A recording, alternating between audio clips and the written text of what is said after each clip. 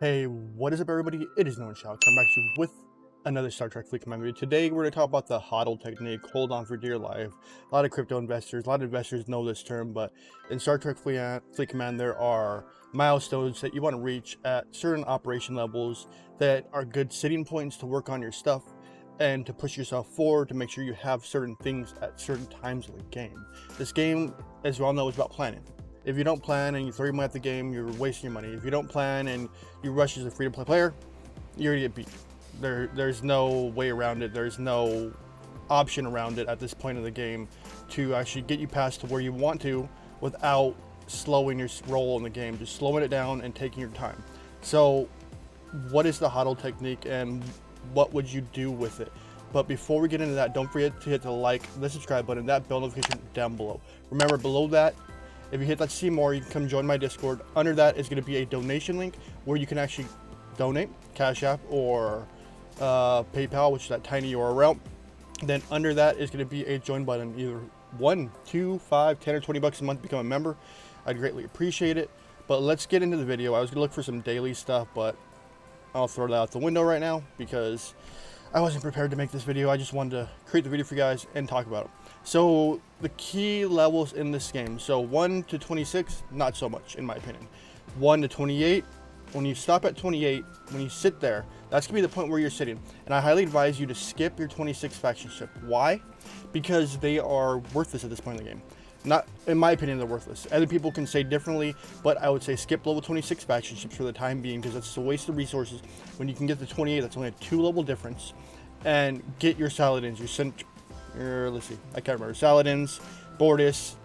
So your Bortus, your Saladins, your Centurions. My advice, either your Saladin or if you're a PvE player, would be the Bortus because its abilities alone.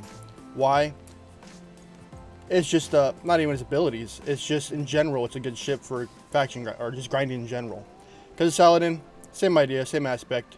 50% shield health while on station. These are just station attackers, but they're your 2 best ships for level 28. But before, like, you're in your 26 to 28 territory, the ships I always highly advise are right here and right there. So, Discovery not so much. Meridian, yes, because of ISO mining. But the 2 ships you want to focus on is the Vidar and your Stella.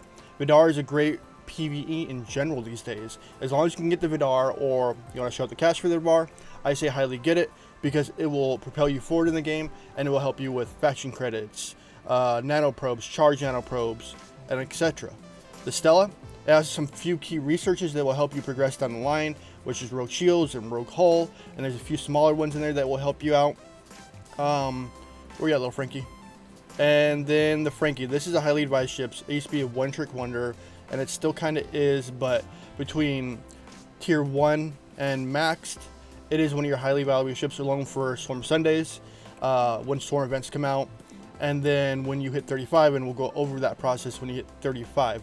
So your next key operation level is going to be, people think 32 because of your G3 factions, G3 rares, but I kind of differ because you have your Brel, your Intrepid, which is a grinder. That's a great grinder of the game. It's gotten such a hard case, but it's a great grinder. And your Gladius. That's another great grinder. But my issue behind it is I would only run, like, if I was you guys, Saladin or Bortus until Ops 34. It might be a little bit harder, but you want to focus on those 2 to get them up there. So later down the line, you can save your faction credits and get your G3 epics. And that's where you want to start looking at stuff, because 34 is going to be your next operation level that you're going to want to sit at and research, and work toward your faction ship. Your faction ships such as the D4, Enterprise, or the Augur. So it depends how you want to play the game. I don't advise your first faction ship to be the Augur. Not the Augur, I mean the D4. It's in between the Augur and the Enterprise. Enterprise was my first epic G3 faction ship because the fact alone, it is an overpowered ship in this game. It does a lot for you in the game, and it's a gas. It requires a lot of gas. So it might put a hamper on your builds of your miners, but that is one ship that you want to get in the game because it will serve your purposes up until your 50s, because I'm still using my Enterprise up until 46. And the other ship is, of course, going to be the Augur. So the Augur is another ship that you want to get because it is a great grinder, and there's new tricks out there to kill heavies. You want to check that on my Discord because I have a little post about it. Haven't said anything here yet, but there's a way to kill heavies with this beast without PMT. There's a whole new method that really works well. You got to check my Discord out. Go down there and go find it because that's going to be one of those ones that will excite you. And so when you hit Ops 34, what is your goal at Ops 34? What is your goal? Max out all your research for one. And then your next goal is to lock all 3 of your factions. I said all 3. So Federation, Klingon, Romulan, lock those at 10 million. And then from that point, choose where you're going to go for your G4. I know that's a long way out. That's 6 levels out, 8 levels out. But choose where to go for your G4 after that point. Once you lock these factions, choose where you're going. Why? Because you're either going to be looking at a Kelvin, a Katinga, or a Valdor. And the new strategy is max out your hit 39, sit there, max out all your research, get your jelly, maybe get to tier 3, tier 4. I wouldn't highly advise pushing it any further than tier 5, but there are other players that actually think you should. But I stopped at tier 5 because I don't like that ship. It's not a great ship, not great for PvP, nothing. So Augur and Enterprise would be your two workhorses from 34 to 46 technically, if you want to think about this. Because other people's strategy now is to skip the G4 uncommon ship. And why? Because sticker shock alone, just the build alone on those things, hurt your wallet right away. And on top of that, there's a whole new like mentality of like, if I skip this ship, I can get my rare quicker. Some of your free-to-play players are like, that's so far away out. But this game's about planning. So plan ahead of time and figure it out. Because you could either get a Pilum, a Coronar, or a Newton. I'm going to Corey. People love the Pilum, especially Ska. He has 4 Pilums. 4. Yeah, I know. 4. And that's when you get to 46. I'm giving you little milestones in this game where you can reach to hold on and just wait it out.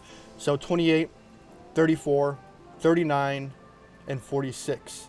Those are ones you want to sit and work on your stuff. Work on everything you can, but you should be doing that with every ops level. I forgot to talk about 35. 35 is another key milestone in the game. So before you go 35, you want to make sure your Franklin is completely maxed out. Completely. Because once you go 35, your Swarm dailies go to Swarm 35s.